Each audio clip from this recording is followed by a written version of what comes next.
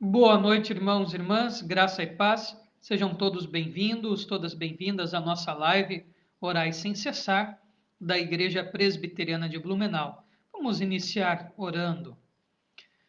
Santo Deus, muito obrigado pela tua bênção, pela tua misericórdia, muito obrigado pelo teu cuidado nas nossas vidas. Ajuda-nos, ó Pai, nesse momento difícil de pandemia, de dificuldade que temos encontrado quanto ao isolamento social, a insegurança, o medo, o distúrbio econômico, tudo isto, ó Pai, nós colocamos diante de Ti e suplicamos as Tuas misericórdias sobre nós e sobre as nossas famílias, sobre os nossos amigos e todos aqueles, ó Pai, que precisam tanto de Ti nesse tempo. Pedimos perdão dos nossos pecados, perdão das nossas falhas. E agora, Deus, que ouviremos a Tua voz através da palavra, prepara-nos para que aprendamos de Ti. Eu, ó Pai, coloco nas Tuas mãos para ser mero instrumento Teu. Capacita-me, ilumina-me, ó Santo Espírito, para que eu transmita a Tua mensagem, em nome de Jesus. Amém.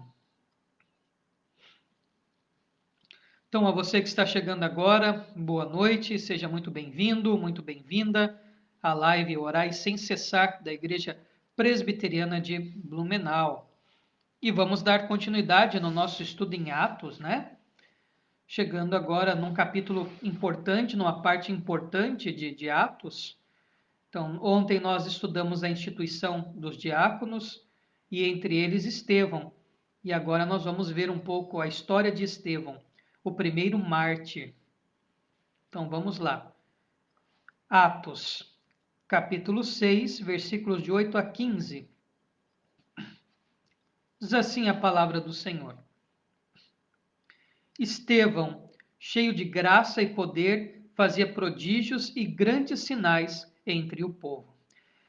Lembram-se que eu disse ontem que o fato de ser diácono não é uma restrição para que o indivíduo tenha que fazer somente aquilo, né, de cuidar das mesas, da distribuição do alimento, do dinheiro, da questão da responsabilidade social, do apoio social, da ação e do assistencialismo, tá, sociais.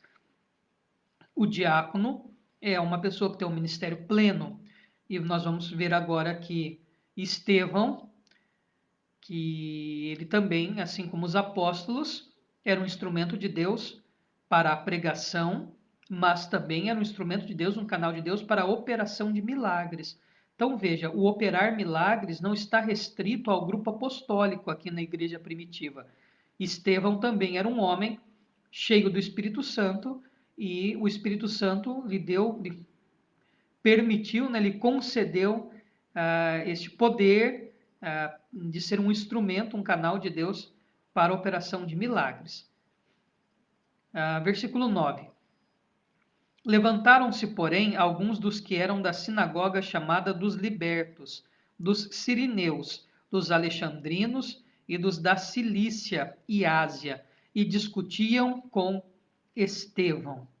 Então, Estevão, exímio pregador, sábio, inteligente e, além disso, um instrumento de Deus para a operação de milagres, suscita ciúmes e inveja por parte dos da sinagoga.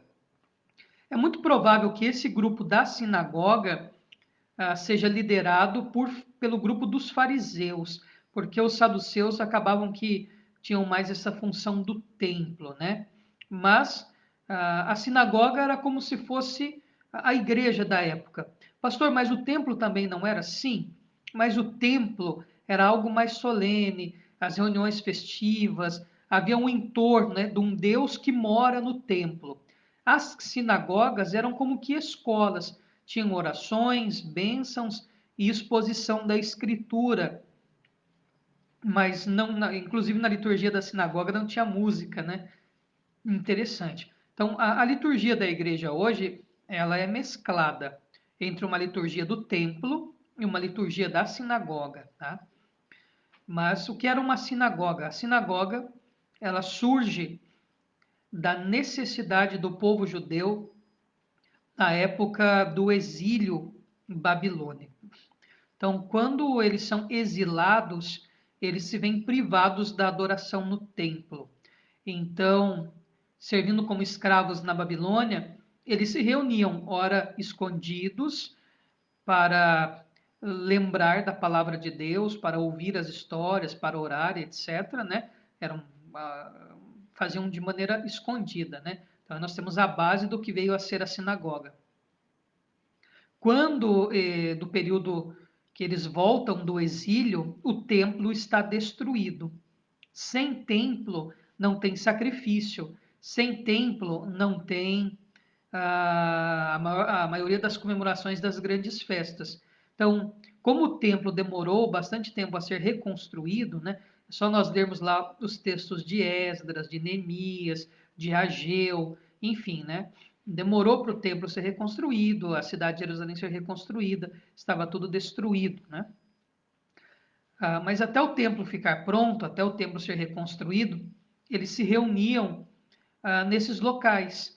E eram reuniões, às vezes, nos lares, até que eram construídos pequenos cômodos, né? Pequenas edificações, e daí vem, então, a sinagoga, né? A sinagoga. Daí surge a sinagoga. O termo sinagoga quer dizer reunião, né? Quer dizer reunião. O termo sinagoga tem essa ideia de reunião, de estar reunido, de assembleia, etc. E esta sinagoga, que tinha até nome, ó, dos libertos, provavelmente por que dos libertos? Pode ser que o grupo que fundou essa sinagoga era um grupo de judeus que moravam fora de Jerusalém e, de certa maneira, eram escravos e acabaram sendo libertos da escravidão. Né? Foram libertos da escravidão. Dá essa ideia, né? O libertos aqui é uma transliteração de uma palavra latina, né? Do grego para o latim. Então, isso pode indicar que os fundadores dessa sinagoga eram ex-escravos. Eram escravos do Império Romano, por qualquer motivo, de dívida, de guerra, etc., e foram libertos. Pode ser, dá-se essa ideia. Mas o que é importante notar aqui? Que esta sinagoga que se levanta contra Estevão é uma sinagoga composta por judeus helenistas, por judeus de fala grega. Os judeus que moravam fora de Jerusalém, depois voltam para morar em Jerusalém, né?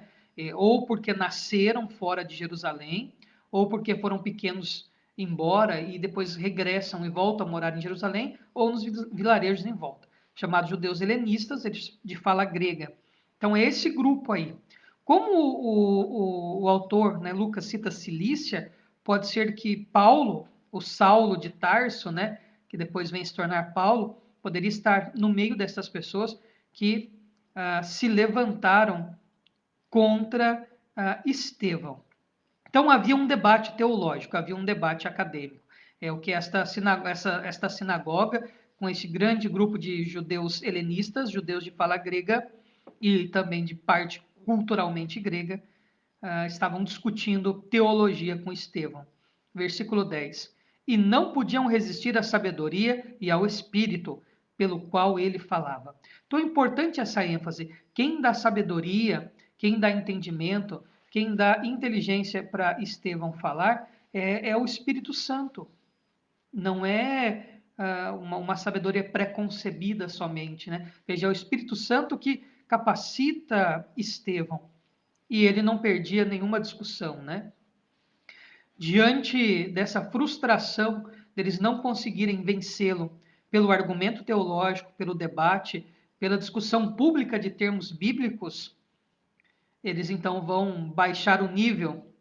Versículo 11. Então subornaram homens que dissessem: temos ouvido este homem proferir blasfêmias contra Moisés e contra Deus. Então, à medida que eles não venciam o embate acadêmico, à medida que eles não tinham capacidade teológica para argumentar contra Estevão, eles começam a disseminar mentira, começam a inventar história sobre Estevão. E mais, mentindo, né? Dizendo que ele estava blasfemando contra Moisés e contra Deus. É típico isso, né?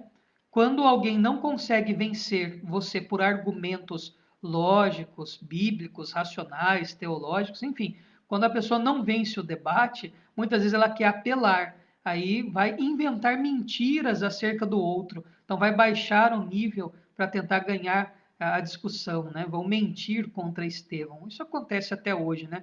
A pessoa não ganha no argumento, aí tem que inventar mentira a respeito do outro para descredenciá-lo. Versículo 12. Sublevaram o povo, os anciãos e os escribas, e investindo, o arrebataram, levando-o ao sinédrio. Sublevar quer dizer criar arruaça, né? Criar um motim, incitar ódio entre o povo, né? Então, essa ideia essa disseminação da mentira contra Estevão, né? Essa ideia, o sublevar, essa ideia, né? De incitar confusão, de amotinação, ou seja, agitaram o povo, criaram um caso entre o povo, mentindo sobre o caráter, o discurso e sobre quem é Estevão.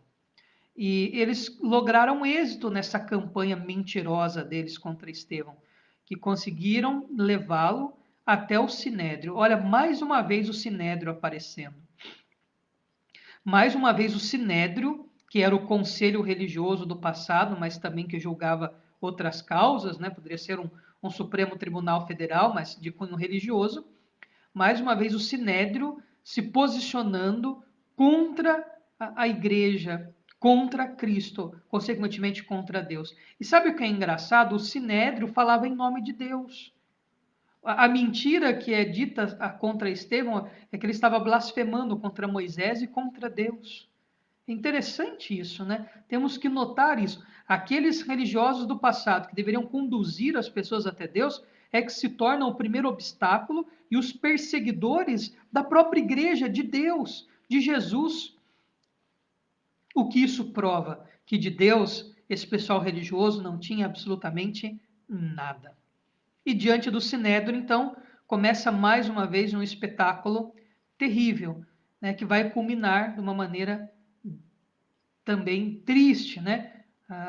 Mas com toda uma tônica especial, né? O martírio, a morte de Estevão. Versículo 13. Apresentaram testemunhas falsas que depuseram o discurso das falsas testemunhas. Este homem não cessa de falar contra o lugar santo, o templo e contra a lei. Versículo 14. Porque o temos ouvido dizer que esse Jesus, o Nazareno, destruirá este lugar e mudará os costumes que Moisés nos deu. Gente, quando vocês veem esta situação, o que vem à sua cabeça? Vamos refrescar a nossa memória. O Sinédrio está reunido. Existem falsas testemunhas. A acusação que está blasfemando contra Deus e com Moisés. A outra acusação que está falando contra o templo e falando contra a lei. É óbvio, né, que nos traz à memória o próprio julgamento de Jesus. Então, Lucas propositadamente traça um paralelo e faz uma construção literária de maneira que o julgamento de Estevão seja similar com o do próprio Jesus, porque Jesus havia advertido os seus discípulos que eles seriam perseguidos e mortos da mesma maneira que ele foi. Falou, olha, se fazem isso comigo, imagina o que vão fazer com vocês. Não foi o que Jesus disse? Então, essa maneira que Lucas organiza o julgamento, né, o Estevão diante do Sinédrio, é um paralelo com o próprio julgamento de Jesus, que já tinha sido injusto e etc. Né? E qual que é a acusação? A acusação é pegar trechos fora do contexto da fala de Estevão para acusá-lo, dizendo que ele estava falando contra a lei, que é de Deus, contra Moisés, o profeta de Deus, e o templo, que é a casa de Deus, para o Sinédrio. Logo, qual que era a conclusão? Que ele estava falando contra Deus. Olha que coisa absurda, né? Olha que situação terrível. Quando as pessoas são religiosas somente e vivem cegamente num sistema que não é bíblico, que não está em Cristo, né? Elas acham que aquele que está trabalhando para Cristo, que está fazendo a obra do Evangelho, está falando contra Deus. E, na verdade, contra Deus estão eles. Né? É incrível esse tipo de cegueira. Né? É incrível essa circunstância. E é fato, né, que Jesus disse acerca do templo. João registra, os evangelistas registram, mas João coloca uma frase a mais, né, que Jesus está falando do seu próprio corpo, quando ele diz: destruam esse templo e em 3 dias eu o reconstruirei, não por mãos humanas. Né? Então, de fato, Jesus havia dito isso, e até alguns reclamam: esse templo demorou 46 anos para ser construído, você está dizendo que reconstrói em 3 dias, mas Jesus estava falando do seu próprio corpo, né? E é interessante que acerca do templo, o próprio Jesus fala: eis aqui aquele que é maior que o templo. É um templismo, né, que o povo tem. Está falando contra o templo. A gente tem isso hoje, né, de ser meio templista, né? Eu não sei, parece-me que nós temos a capacidade terrível de reproduzir o costume dos fariseus, dos saduceus, dos escribas, dos doutores da lei. Nós temos uma facilidade tremenda em cometer os mesmos erros que essas pessoas cometeram aqui contra Deus, em nome de Deus do Novo Testamento, né? De vez em quando dá um acesso templista na gente, como se o templo fosse mais importante que outro lugar, como se o púlpito da igreja fosse mais santo que a mesa onde nós nos alimentamos dentro da nossa casa. A gente tem uns retrocessos, né? Mas sabe por quê? Porque não lê Bíblia. Porque não lê a Escritura como quer ser lida. Porque fica assistindo Netflix, fica assistindo televisão, fica assistindo novela, filme, ouvindo música boba, cuidando da vida dos outros, falando mal do vizinho, criando caso com um parente, brigando com os outros, reparando na vida alheia em vez de cuidar da sua própria. Aí não estuda a Bíblia, aí comete os equívocos, né? Eu vejo essa coisa, falou contra o santo lugar. Santo lugar, santo lugar, santo lugar somos nós. Nós somos os templos do Espírito Santo agora, não é que diz a Escritura? Nós, reunidos, formamos a igreja do Senhor. Cada um de nós somos pequeninas igrejas que formamos a igreja. O local, por si só, só nos dá o conforto de estarmos juntos. A igreja só deve ser usada como espaço funcional para a adoração, para o louvor, para a instrução, para servir a comunidade, principalmente, o seu espaço físico, né? Mas a igreja é cada um de nós. Se nós nos reunirmos ali embaixo de um coqueiro, nós somos igreja, tá? Esse templismo todo é uma herança negativa desse povo aqui, fariseu, saduceu. Né? E Jesus fala: eu sou maior que o templo. Eis aqui o que é maior que o templo. Então, a gente pensar um pouco, né? Eu fico meio ressabiado com esse pessoal templista, né? É um comportamento farisaico, um comportamento de quem não compreendeu a Escritura. Se você acha a tua casa menos sagrada que o templo, se você acha o teu corpo, que é a habitação do Espírito Santo, menos sagrado que o templo, então precisa ler um pouquinho mais de Bíblia, né? Precisa assistir um pouquinho de vídeos bons da internet, de estudos bíblicos e etc. Então, veja que às vezes nós achamos que estamos no time dos fariseus aqui, fazendo igualzinho eles. E o versículo 15 que conclui essa primeira parte. Todos os que estavam assentados no sinédrio, fitando os olhos em Estevão, viram o seu rosto como se fosse rosto de anjo. Eu não sei qual é o rosto de um anjo, né? A Bíblia também não descreve, mas pode ser que o rosto dele estava calmo, ou mesmo o rosto dele poderia estar resplandecente, né? Quando Moisés desce do Monte Sinai com as tábuas da lei, o rosto de Moisés está brilhando, está resplandecente. Então pode ser também algo nesse sentido, né?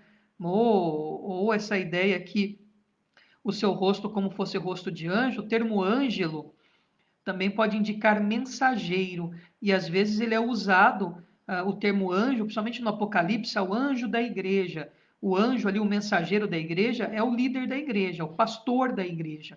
A Constituição da Igreja Presbiteriana do Brasil diz que o pastor é o anjo da igreja. E olha, eu não tenho nem asas, nem auréola, tá? Nem arco e flecha, né? Tem o cupido ainda que dá tiro nos outros de flecha, né?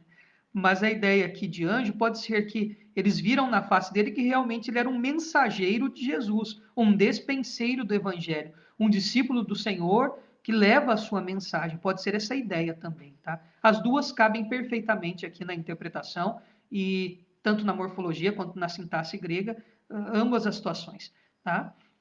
O rosto como um anjo, algo sobrenatural, vendo uma expressão celestial nele. Isso depõe contra o próprio Sinédrio, porque daqui a pouco eles vão condenar o homem que tinha um rosto até celestial, mostrando que Deus está ao lado dele. Se o rosto é resplandecente, faz um paralelo com Moisés. Eles falam que ele tinha falado contra Moisés, mas o rosto resplandecente lembra o próprio Moisés vindo com as tábuas da lei, né? O seu rosto era resplandecente nesse momento, tá? Ou uma expressão mais anacrônica, né, angelical, hoje, gente, uma calma, alguma coisa assim. Mas, enfim, eu acho que eles viram nele realmente alguém que é um mensageiro de Cristo. Essa ideia, anjo, angelus, pode ser uma boa tradução também, que é mensageiro, aquele que traz, viram no rosto dele que realmente ele era alguém que compunha o grupo dos discípulos de Jesus e que pregava acerca de Jesus. Pode ser também, ou pode ser um rosto com uma expressão celestial, né?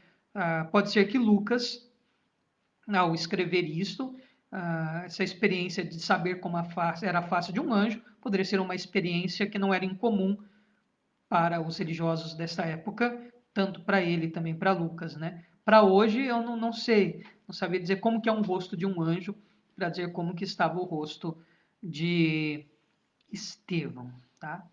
A aplicação muito prática desse texto é a que eu já fiz. Gente, vamos observar assim com muita cautela, com muita calma, com muito cuidado, como que foi o julgamento de Estevão, o que estava em voga, todas as vezes que o Sinédrio se reúne para pegar no pé dos apóstolos, para julgar o próprio Jesus e agora vão julgar Estevão. Vejam os pontos que eles batem. E a gente deve tomar muito cuidado, porque nós, com muita frequência, reproduzimos o comportamento dos fariseus, dos saduceus e dos sinédrios da vida. Muito mais do que você imagina. Então a gente tem que ter muita cautela, tá? E fazer um contraste da nossa vida, colocar a nossa vida diante da Escritura e realmente refletir se muitas vezes nós também não estamos fazendo como esses saduceus, fariseus, como o Sinédrio fazia aqui em Atos, contra a igreja. Então, é muito importante esse tipo de reflexão. E eu acho que isso demonstra uma maturidade tremenda. Quando a gente tem essa coragem de olhar para a nossa própria vida e falar, poxa, eu também tenho atitudes farisaicas, eu também tenho atitudes de sinédrio e eu sei que eu preciso mudar. Acho que é uma lição importante para todos nós cristãos e cristãs, principalmente para o nosso crescimento espiritual. Então voltamos amanhã com a segunda parte do estudo aqui de Atos, né, e a defesa de Estevão, o discurso de Estevão diante do Sinédrio. Estudaremos amanhã. Vamos ver os pedidos de oração. Se você ainda não fez seu pedido de oração, dá tempo, tá?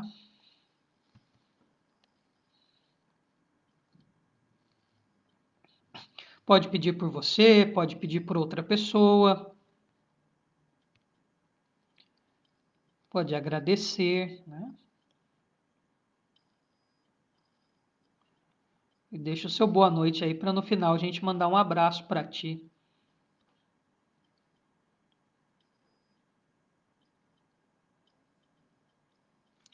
Bom, então temos aqui um motivo de oração implícito, né, da Dona Carmen pela família do seu Dirceu. Nós estávamos orando por ele e infelizmente ele veio a óbito, mas jaz nos braços do Pai, né, na companhia de Deus. Então, orar pela família do seu Dirceu, para que Deus os conforte, os console.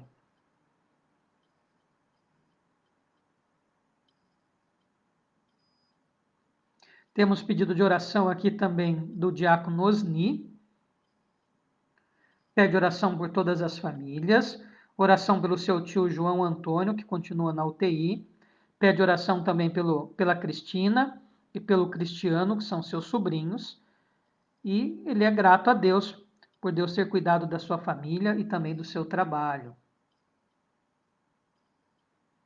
A Rosilda pede oração pela saúde da Yasmin. A Letícia pede oração pela saúde da Ivanilde e pela família dela.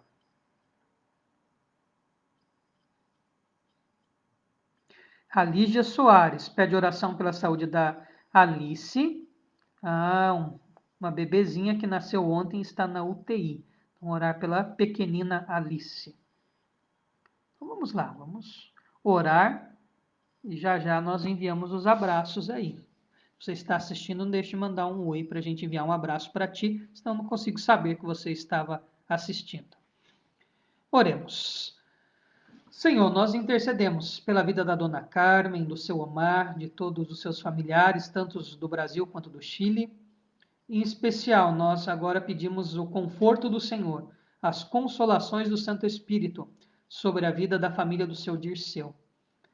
Pai, nós agradecemos, porque sabemos que o teu servo jaz na tua presença, que descansa aí juntamente contigo, Senhor, e que isto seja consolo e conforto para toda esta família, de saber que esta perda não é um adeus, é um até breve, que um dia nos reencontraremos com os nossos amados na tua presença também.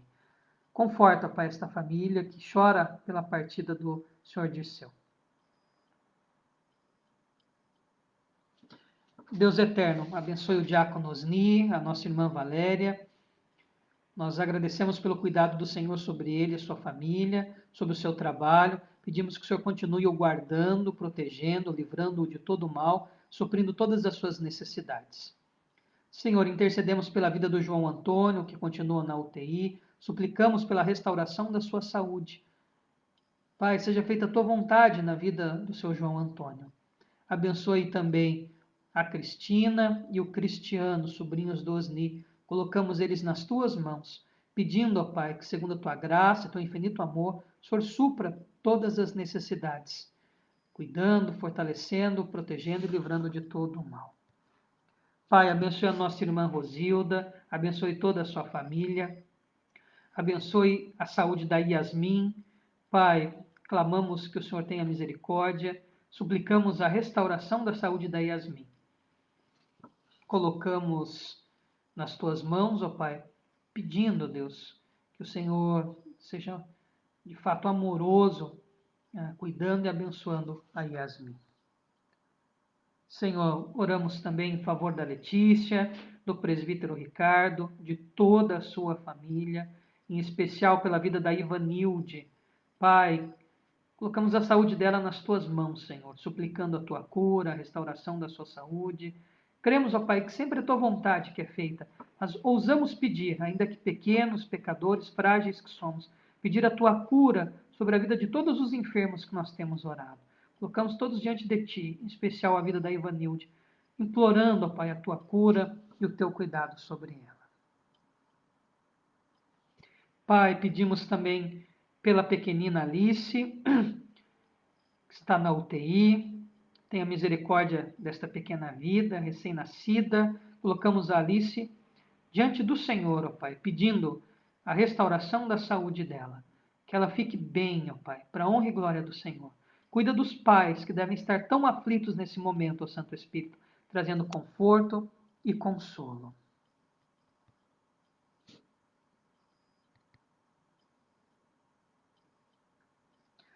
Senhor, colocamos diante de Ti também todas as famílias que não têm um teto sobre a cabeça, que não têm uma cama aquecida nesse tempo, que não têm um cobertor, que moram em situação de rua ou em vulnerabilidade, em casas que não têm a mínima condição térmica.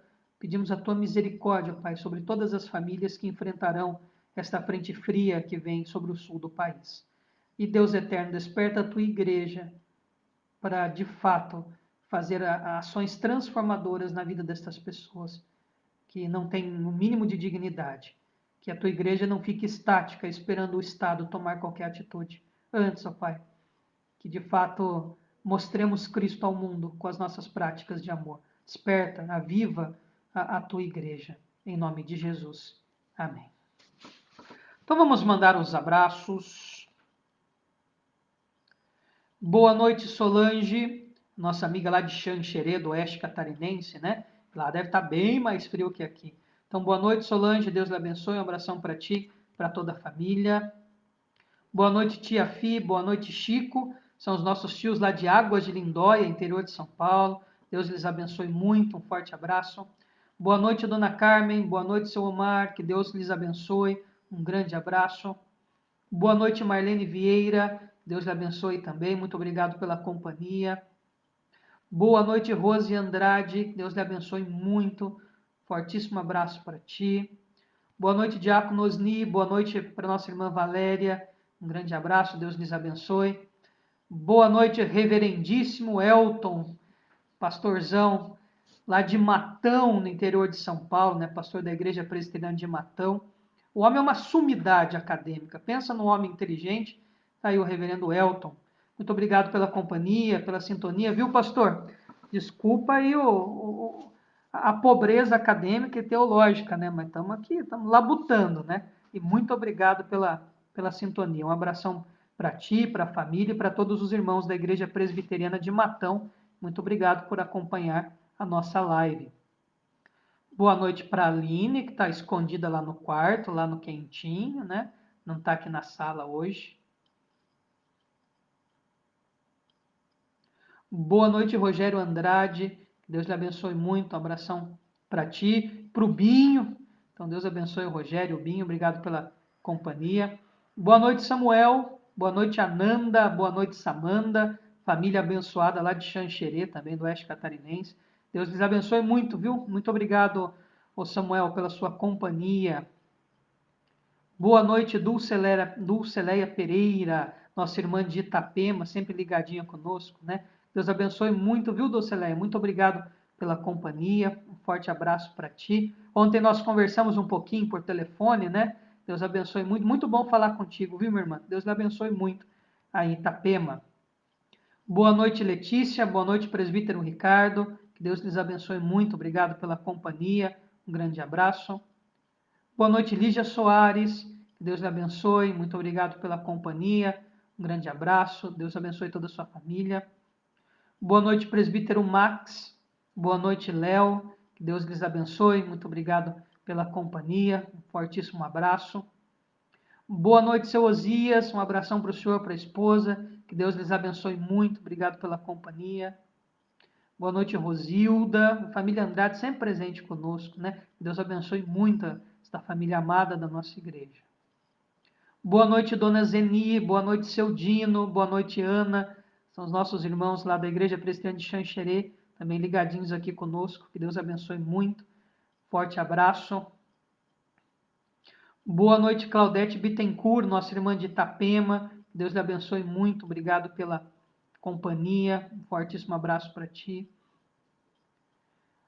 Um grande abraço para Maria de Lourdes, a amiga da Letícia, a nossa amiga que está assistindo a live. Que Deus lhe abençoe muito. Obrigado pela companhia, obrigado por partilhar conosco aqui desse momento online, né? Que Deus lhe abençoe muito, viu, Maria? Um grande abraço para ti. Vou aproveitar e mandar um abraço para a nossa irmã Antônia, que sempre assiste as lives também. Deus lhe abençoe, viu, irmã Antônia? Um abração para ti, para toda a família. Um abração para a nossa irmã Iraildes. Deus lhe abençoe muito. E todos os irmãos e irmãs que assistem, que às vezes não comentam, ou que assistem depois, né? Que Deus lhes abençoe muito.